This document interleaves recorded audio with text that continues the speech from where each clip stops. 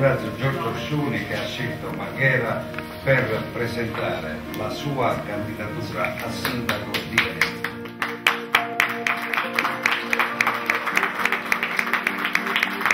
La scelta di presentare la candidatura qui a Marghera non è ovviamente casuale, è una scelta che è stata da me voluta per dare un segnale importante, che è quello della centralità delle problematiche di Marghera per tutta la città.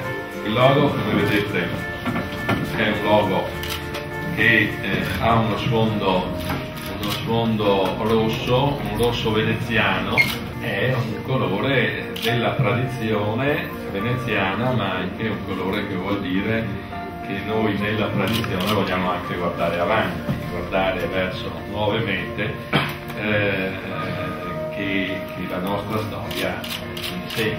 L'ala del leone è stata usata in varie circostanze, anche nelle avventure sportive più importanti, vi ricordate tutti il Moro di Venezia e la Coppa America. Il ruolo del comune, come molto spesso si dice, si condivide da parte di molti, è un ruolo che è stato compresso, è un ruolo che non riesce ad esprimersi a 360 gradi nelle realtà varie del comune.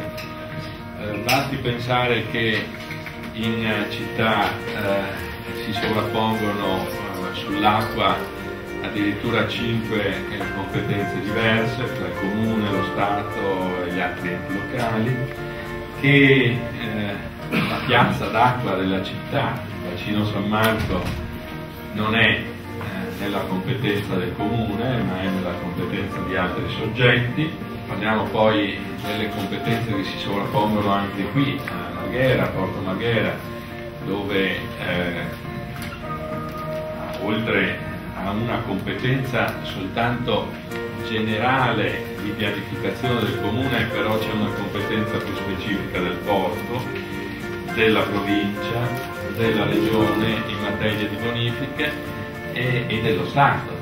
Uno dei primi impegni che io credo fondamentale è quello di dare un nuovo ruolo al Comune di Venezia, un nuovo ruolo che può venire soltanto anche attraverso una nuova legislazione speciale. Una nuova legge speciale che naturalmente non deve trascurare l'aspetto finanziario, deve porre alla base anche la specialità di Venezia dal punto di vista dell'onere nella sua gestione, ma deve soprattutto ridisegnare i poteri e le competenze in questo ambito. Il secondo punto è quello ovviamente del lavoro, dell'economia e della sostenibilità ambientale. Questo punto è importante e fondamentale soprattutto qui a Marghera. La sostenibilità ambientale vuol dire soprattutto qui un problema di bonifiche, di recupero di aree dismesse, di recupero alla città di aree importanti. Sostenibilità ambientale però, non dimentichiamoci, vuol dire anche un'altra cosa, che i veneziani, quelli d'acqua, sono stufi di andare in giro con gli stivaloni. Dobbiamo guardare in avanti, dobbiamo guardare oltre tante polemiche che sono state fatte, Mose, non Mose, cose di questo genere. Credo che quello sia un dato di fatto acquisito e che anzi si debba fortemente pretendere dallo Stato che le cose vadano più in fretta, che il problema delle acque alte non si risolva nel 2014 come sento dire da parte di qualcuno, ma che si risolva domani.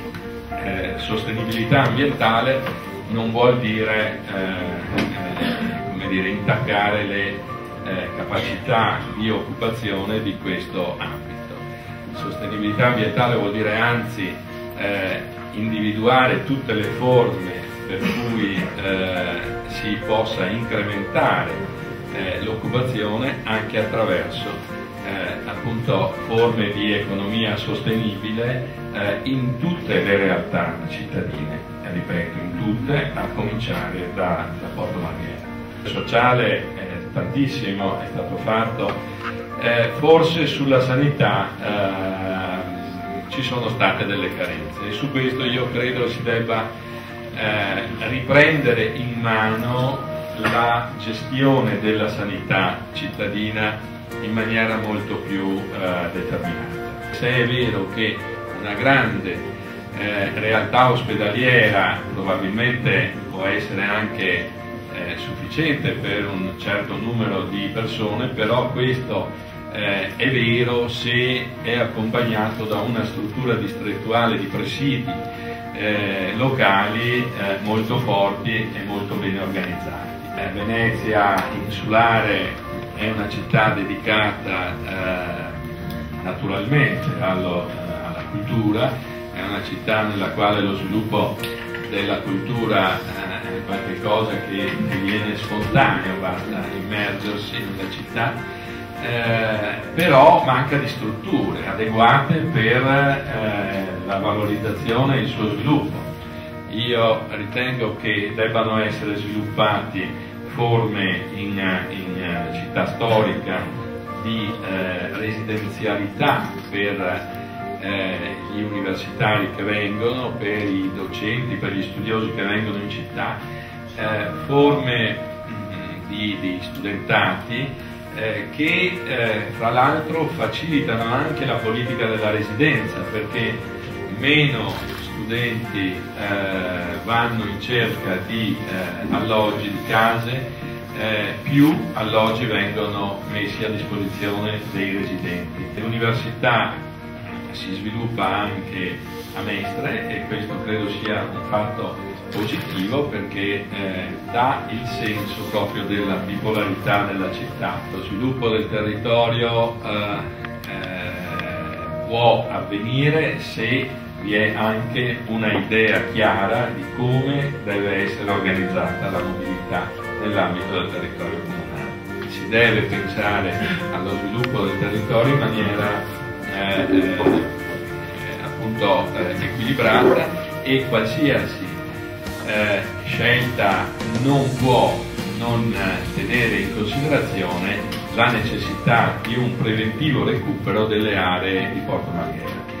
Io sono convinto che si possa, con gli strumenti urbanistici esistenti, non solo per una scelta politica, ma proprio per una scelta amministrativa, utilizzando tutti gli strumenti amministrativi e urbanistici esistenti, collegare lo sviluppo di tutte le aree della città in modo che questo possa avvenire in maniera armoniosa senza lasciare indietro nessuno. Grazie.